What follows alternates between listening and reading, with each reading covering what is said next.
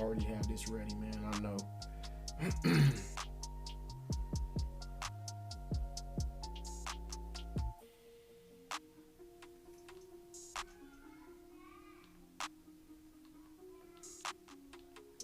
All right, y'all. What's going on, y'all, man? What's going on? What's going on, y'all, man? It's Drill Sergeant Lynch. I'm back again with another video, man. Just want to give y'all another update, let y'all know how it's going. Thank y'all for joining with me. I know we got the fine tints up in here. I don't see anybody else, but it is what it is. We're going to keep it moving. Yeah, so I've been at FTU now for a month and a week. A month and a week, a month and 2 weeks. I have a much better experience, but a much better understanding of how it's going there. And I'm really enjoying myself, man. I'm really enjoying myself as a drill sergeant. To, you know, be able to have that extra time with the family, being able to focus on something. You know what I'm saying? Drill sergeants have it real tough, just being on the trail, because they have so many things that they have to focus on. But at FTU, it's not really like that, man. And I know the last video we did, I talked about FTU from a drill sergeant's perspective. But I'm just so happy and excited about, you know, being able to get up in the morning, go do PT. I get to go work out on my own, you know what I'm saying? And I'm getting results from me working out also, so that's also a good thing. But the things at FTU is just different from regular basic training. I want to talk about today just a couple of things that the trainees have been telling me here at FTU, how it is kind of behind the scenes from their perspective. A lot of the trainees, man, they're scared. I don't know. There's so much information that they want to know with them being here at FTU. They got to FTU at one time, so when they go back to their unit, where is their unit at now? At their, you know, where are they at along the timeline of their training? Drill sergeant, am I going to be going back to my unit? You know, will I be going to a different unit? They have all this stuff where they like for us to call just for their peace of mind. They want to know, you know, what phase is their unit in, and where will they be placed, what's going to happen to them, just for their peace of mind, so that they can be mentally ready to go back to their unit whenever they go back. Yeah, it's a lot of mental stuff, man, for the trainees at FTU, and I can understand where they're coming from. At the same time, I feel like to me, it wouldn't make a difference. It doesn't really make a difference what unit I'm going to. I don't know. It gets a little nerve-wracking. Because of what they want to know. You know what I mean? And I know that this isn't what they're not thinking like this, but drill sergeants are thinking like this. You know, I'm not just going to jump when you tell me to, trainee. I'm not just going to, you know, drill sergeant, I want to know what unit I'm going to. Okay. You don't tell me when I'm going to do something from a trainee to a drill sergeant. You know what I mean? So, I don't know. We just get in these understand this views on how the trainees are coming to us and requesting what they're requesting from us, man.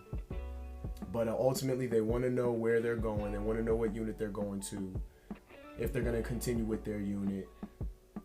They want to know where they're at in training. They go to the CTMC, the SIT call, the Troop Medical Clinic. They go to the CTMC and they're meeting people from their units and from other units, and they're getting all this information. So it's just crazy because they think they know everything, but at the same time they're assuming, and who knows what's gonna happen when you go back to your unit. But yeah, and I do understand that, gun guy, that the uncertainty can really make people anxious. I feel like that's some of the issues that they have there, you know. But we see a lot of fatty training unit. I see a lot of stuff going on. Trainees say all kinds of things. You know, they get caught with contraband, and of course they gotta pay when they get caught with contraband. They gotta pay for it. I went to help out on the weekend with the dinner child detail, right? So I went On the weekends, the only things that drill sergeants have to do at FTU is go pick up the field feed from the dining facility and bring it back to the barracks. That's it. The trainees know that they gotta come and by the way, Doug, it's the fitness training unit. The trainees get all the chow from out of the van.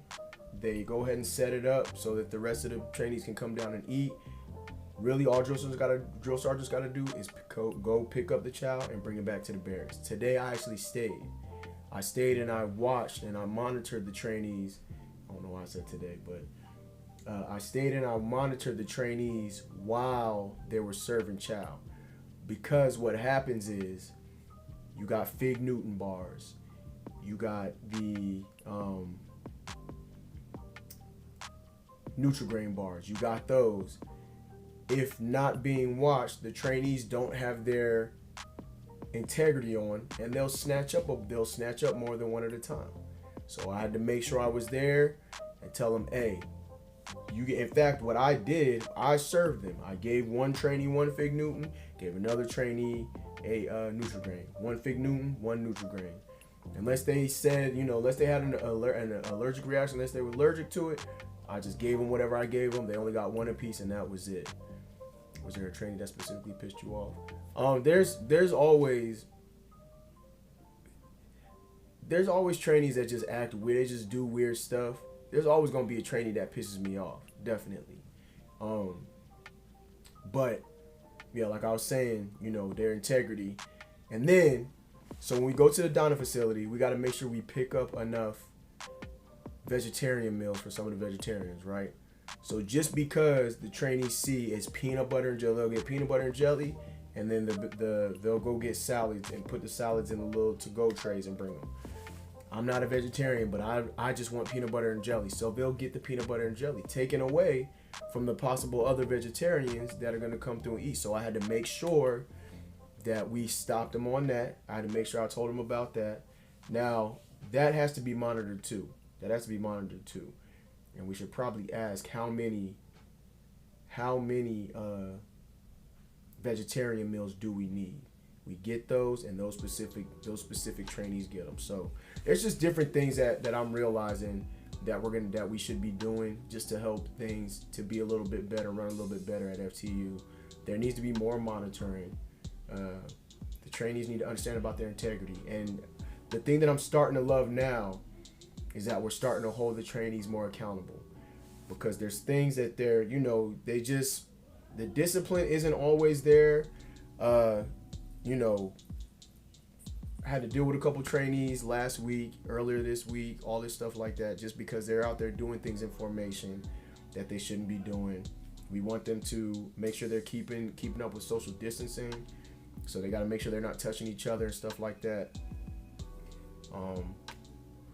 Just make sure they're not fraternizing with each other, keeping an eye on them with that kind of stuff. I haven't seen any fraternization, but we just have to be careful, because I tell them that perception is everything. If they look like they're fraternized, first thing drill sergeant's going to think is that they're fraternizing. So they have to make sure they're not even given a question of what they're doing. But yeah, I hear trainees tell me all the time, drill sergeant, I see it's unmotivating when I see trainees doing this and doing that. I know I'm trying to do the right thing. Trainees tell me that all the time. They see some of their trainees, especially with the integrity, when they're doing what we call their stages, right? So there's phases, and in each phase there's stages. There's stages of exercises they do each week. Two stages a week that they do with the exercising in each phase. And with it being a large platoon, a platoon of trainees doing different stages, because they get there at different times. You might have one trainee in black phase wearing black vest who's been there for 2 weeks, and you might have another trainee who's been there for 6 or 7 weeks. You know what I'm saying?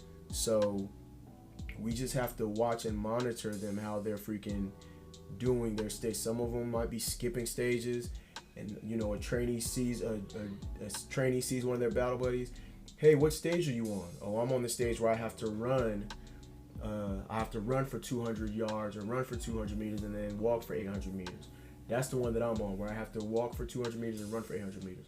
Okay, and I have to do that for 2 miles. 2 miles around this building is 12 laps, right? Okay, so I'm going to do mine too. or I'm doing this one. How'd you finish way before me? How'd you finish way before me? And you say how you have so much trouble on your run, but yet you're done before me. Trainees see that all the time. They know. They're looking out for stuff like that. They're looking out for their battle buddies who are doing the wrong thing. You know what I mean? So, the one thing that gets me, y'all, is when I see a trainee who's just totally depressed. They feel like their world has come to a complete end. They're a failure at everything. That's the thing that gets me the most. And I give them this speech. And I try to make it, so I'm not directing it directly towards them, but just so they understand the generality of it. If you come into the Army to do the basic Army stuff, right? But your body can't handle it. You're getting hurt because you're doing this. You're getting hurt because you're doing that. You had a vision and a goal to come into the Army, but you're doing the basic things that the Army wants you to do. You're getting hurt. Sometimes the Army is not for everybody. You weren't hurt before you came into the Army. You come to the Army to do the regular basic stuff. You got hurt. You're not healing. It's not working. It doesn't mean that you have to do the Army. Doesn't mean that you have to be successful in the Army. There's other roads to success. So you got to do what you got to do. Point blank, period. Generally, that's what I tell them, without trying to say, hey, the Army might not be for you. But I don't know. Some of them feel really depressed. Some of them are happy, man. Some of them know, this is going to be whatever. I got my battle buddies who are doing this. I'm focused on this. I got to get through and I'm going back to my unit. That's it. Some of them are really focused and motivated. Some of them are not focused and motivated. Some of them are not totally honest with their injuries and stuff like that whenever they go to get seen by a provider or by a doctor or whatever they do. They're supposed to be telling the doctor, I have this much pain, Ultimately, what happens is when they tell the doctor that they have some pain, the doctor will tell them, okay, well, you have these stages to do, but you're going to have to stop doing these stages and rest so that you can heal up a little bit and then get back to doing the stages. Now, when they do that, what happens is they end up having to stay at FTU longer than the original time that they're supposed to be there. So it holds them up a little bit longer. They don't want to be held there longer, so they won't be honest. They won't totally be honest about their injuries and when they're hurting and stuff like this. That's the thing that they have to realize. If they're not honest with the doctors about the pain that they're in, they continue on just going through FTU, dealing with this pain, and not taking that break that they need to take. If they go back to their unit, they get injured, that's all on them. The FTU is there. It's a program put in place for them to heal properly and get back to training.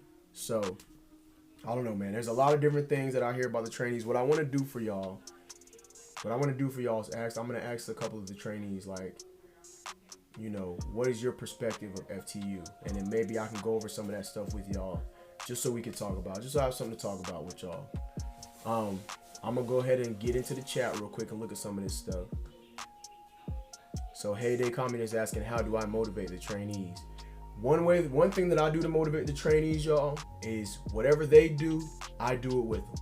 I get right down in the trenches and I do it with them. If they got to run 2 miles, I'm going to run 2 miles with them. If they're running, I run.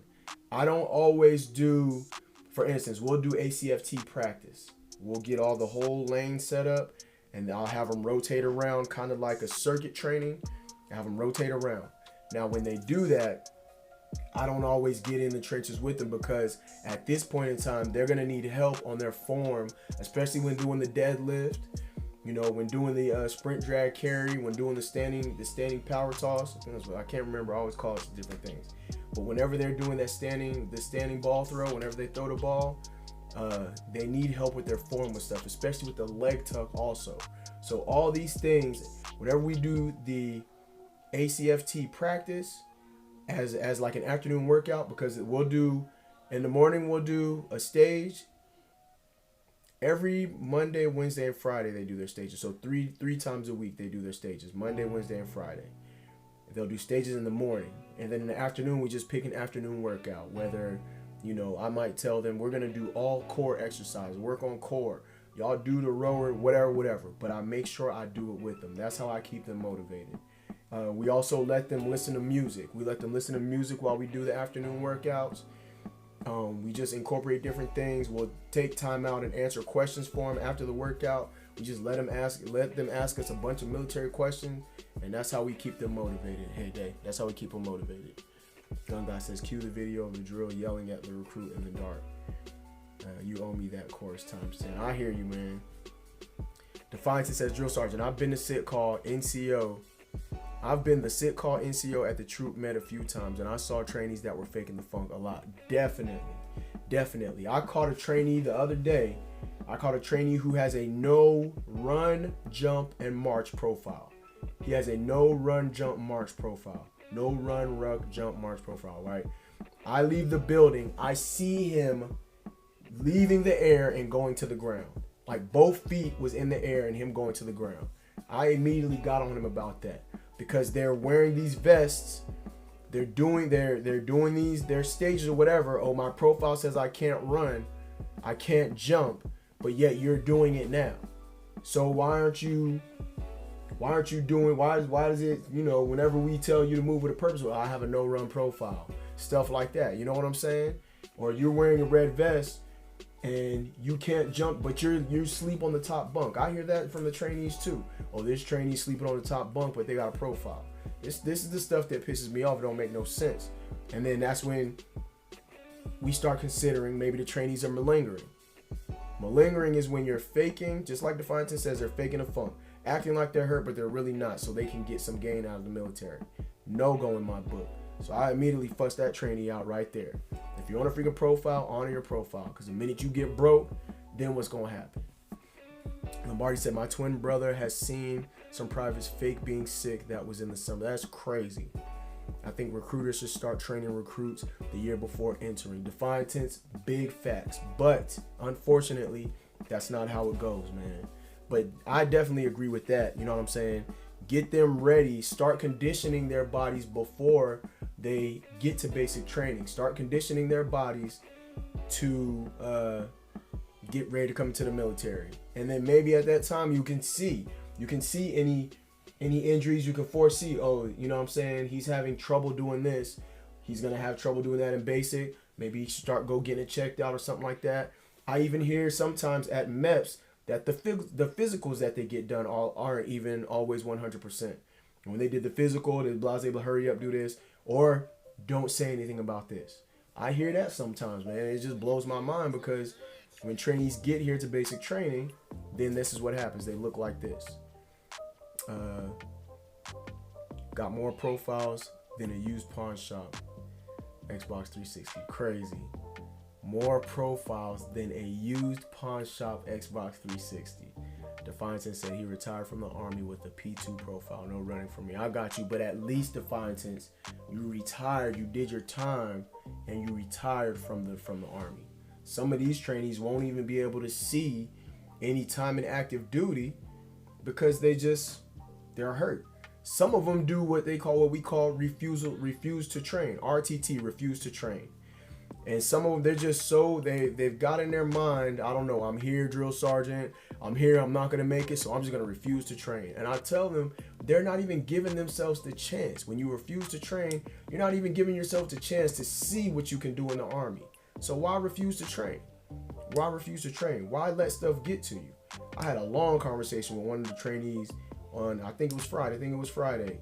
A long conversation about why, refusal to train. You got to do what you got to do, but consider this. Consider the fact that you're not giving yourself a chance. You know what I mean? So, I don't know, man. A lot of different stuff. But anyway, I just want to get up here. I don't want to keep this video too long. It's almost 20 minutes.